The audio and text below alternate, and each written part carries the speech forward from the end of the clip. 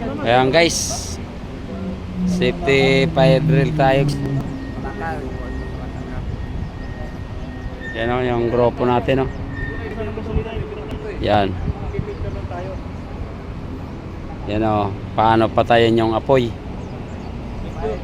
Bibirahan natin ng fire extinguisher. Yan yung ating safety officer, siyang nagdidemo kung paano gawin.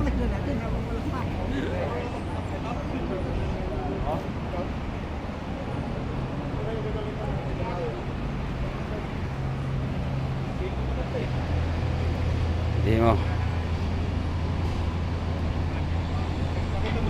Yan guys, oh.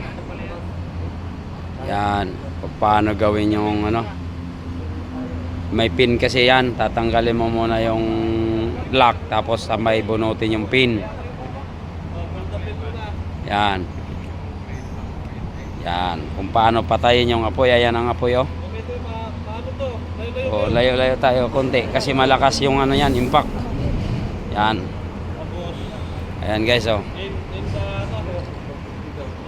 Aim the pin. Oh. Ayan yung pin, oh. Yan. Yan. Yan, yan. Oh, yan. Tapos ubos na yung apoy bago mamatay.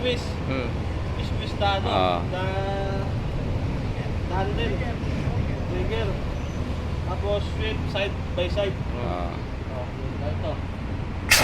Yan guys, oh, yan, oh. Tansik. Biglang namatay. Mayroon pa. Isa, patay mo na. Tudong na. Tudong mo. Ayun, dali na. Nadali na ba, guys? Namatay na talaga. Wala mga kayong mga kamay. Palakpak. Mga banat dyan. Yan guys. Yan yun ang pagka mayroong sono guys. Ganyan ang gagawin natin.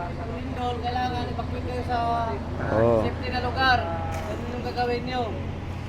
Na hindi kayo mabagsakan, kailangan safety first.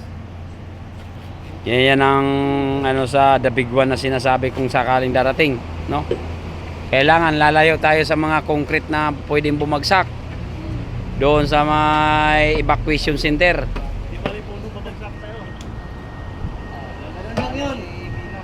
Ganun lang, ayan sila, oh. Yan. Ayan yung natin, oh.